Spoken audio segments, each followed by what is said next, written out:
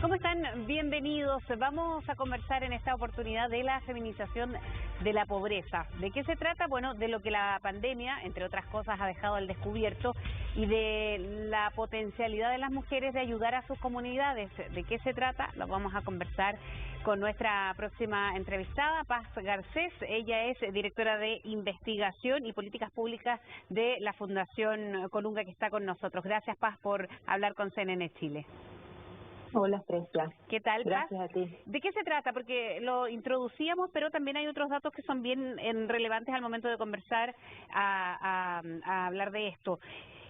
A solo algunos meses, 5 meses aproximadamente, desde que se conocieron en el lanzamiento, los resultados del lanzamiento del Fondo de Respuesta Comunitaria, se conocieron 30 comunidades aproximadamente que tenían distintos movimientos encabezados, organizados o liderados por mujeres para ayudar a sus comunidades. ¿De qué se trata y cómo se produjo esto, además, justo en época de pandemia? Bueno, contarte un poco que las mujeres en general históricamente han estado en situaciones más precarias que los hombres. La encuesta CACEN en 2017 y las anteriores eran realidades que son bien duras para las mujeres en términos del mercado laboral, los hogares que son dirigidos por jefas de hogar mujer, y la situación del COVID no hace más que reforzar esta situación, que las mujeres tienen se encuentran en un estado mucho más precario para enfrentar también este tipo de emergencias. En este contexto de pandemia y a raíz de algunas hipótesis que nosotros teníamos en Fundación Colunga, junto con otro grupo de fundaciones familiares, diseñamos este Fondo de Respuesta Comunitaria, donde la figura central es el rol que pueden cumplir las organizaciones comunitarias para satisfacer las necesidades de las comunidades. Entonces, diseñamos este fondo, lo lanzamos en septiembre, y ya con el correr de los meses de implementación de estos proyectos nos damos cuenta que más del 70% de los jefes de proyectos son mujeres. O sea, más del 70% de las iniciativas, que son 203 las que financiamos, tienen una jefa de proyecto mujer. Y efectivamente eso se ha notado un montón en cómo se han ido ejecutando los proyectos, en la calidad de los proyectos y también en los tipos de ayuda y de necesidades que van a cubrir estos proyectos. ¿Y esto cómo ha cambiado respecto a otros periodos? Porque ahora quizás lo particular es que fueron en época de pandemia, donde la mujer además tenía que enfrentar, lo sabemos, otro tipo de desafíos personales y laborales quizás. Efectivamente, la DOS, que es los que ven el tema de las organizaciones sociales dentro del gobierno, en el año 2020 sacan una cifra que dicen que 3 de cada 4 dirigentes sociales que se capacitan en Chile son mujeres. Si a eso le sumamos que la mujer tiene una mayor participación solo en organizaciones comunitarias, porque en sindicatos y en partidos políticos no es así, y además le sumamos el rol histórico que tienen las mujeres en el tema de cuidados a nivel interno de la familia, así como también dentro de algunas profesiones y oficios que realizan, sobre todo en el área de la salud. Si juntamos todo eso, vamos a ver que es muy natural que las mujeres tomen el liderazgo en estas iniciativas de proyectos comunitarios y salgan de sus hogares en ayuda de sus vecinos, de sus comunidades y de quienes lo están pasando más mal. Antes de entrar y conocer un poco en cuáles son los distintos proyectos, sería también interesante ver, o cómo lo ves tú, Paz, desde tu rol, este rol, valga la redundancia, de cuidadoras que tú mencionabas tienen las mujeres en general, en las familias, pero también cuando hay niños o personas de salud vulnerable, muchas veces quien se hace cargo son las mujeres. Me gustaría conocer tu visión a ese respecto. Efectivamente, en la encuesta CACEN del 2017, que es la última que tenemos datos disponibles y que es una encuesta de hogares que mira la realidad nacional en términos socioeconómicos, el 68% de los cuidadores de personas que tienen alguna discapacidad u otro tipo de problemática son mujeres. Entonces, la mujer tiene hoy día un rol relevante y lo ha tenido históricamente en el cuidado no solamente de las personas que están postradas o que tienen algún tipo de dificultad, sino también del cuidado de los hijos, del cuidado de la casa, de las tareas que realizan. dentro de las encuestas que han salido frente a la pandemia, muchas mujeres han visto que se ha duplicado o triplicado la cantidad de cosas que han tenido que hacer, porque no solamente se tienen que preocupar de lo que ya hacían antes, sino también de las tareas de los niños y además seguir trabajando o teletrabajando las que han tenido la suerte de poder hacerlo. Exacto, porque hay otras que o simplemente han tenido muchas veces que dejar de trabajar para quedarse con este rol de cuidadora. Paz, si podemos profundizar en algunos tipos de proyectos, porque además estos proyectos son bien distintos, ¿no? Cruzan distintas temáticas como de vivienda, por ejemplo, de alimentación, con ollas comunas, de comunidades en general. Si podemos enfocarnos en alguno de ellos o cuáles quizás son los más que ustedes como fundación han destacado. Mira, más del 70% de los proyectos que fueron postulados y que fueron seleccionados tienen que ver con necesidades alimentarias.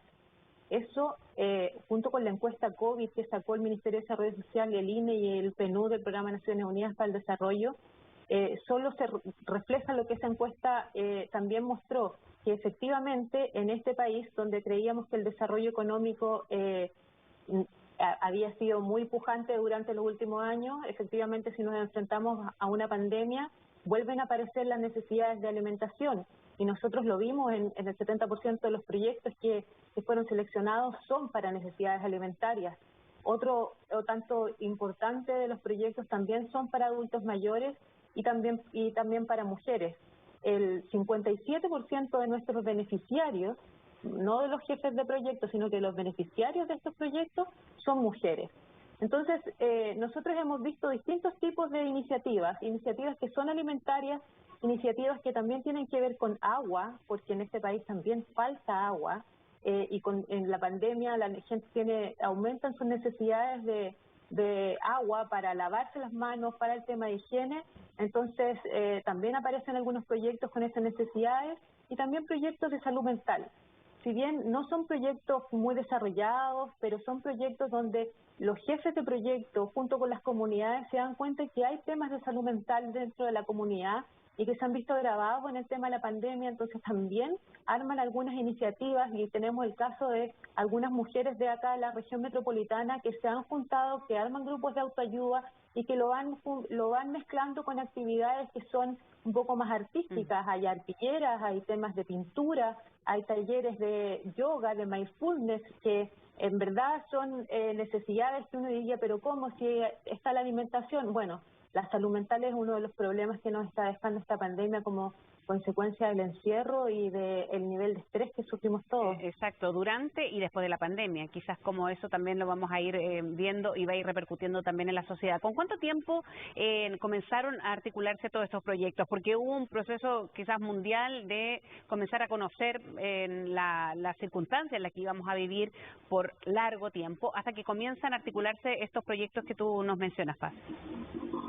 Sí, nosotros en la fundación, más o menos en el mes de julio, cuando vimos que estaba el pic de la pandemia y empezamos a ver que de a poquito fueron mejorando un poco las cifras de contagio, empezamos a ver y a notar junto con las otras organizaciones con las que estamos trabajando que la ayuda empezó a retroceder.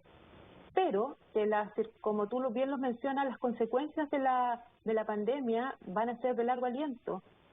La recuperación va a ser muy lenta y entonces pusimos en marcha este fondo, salimos a recolectar los recursos necesarios para esto y se sumaron muchas fundaciones como la Fundación Mustaki, la Fundación Olivo, la Fundación San Carlos de Maipo, entre otras, Fundación Careno, y no quiero que se me quede ninguna afuera, pero son muchas fundaciones que nos ayudaron y que están hoy día trabajando con nosotros en este Fondo de Respuesta Comunitaria que cuando lo lanzamos, más de 2.000 personas se metieron a nuestra página web para comenzar su postulación. De esas, cerca de 1.000 cerraron su postulación y casi todos los proyectos eran admisibles. O sea, estaba muy cierta la necesidad de contar con ayuda para poder salvar las consecuencias que estaba dejando la pandemia.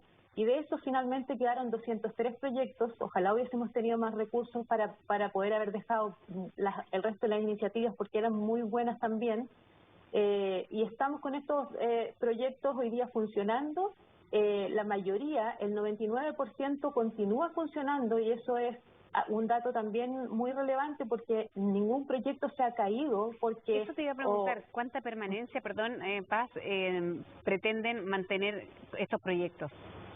Estos proyectos duran 5 meses porque estaban diseñados para el periodo post-pandemia en el fondo. Claro, duran hasta marzo de 2021, y con las mismas fundaciones con las que estamos trabajando hoy día ya estamos diseñando una continuidad de este fondo.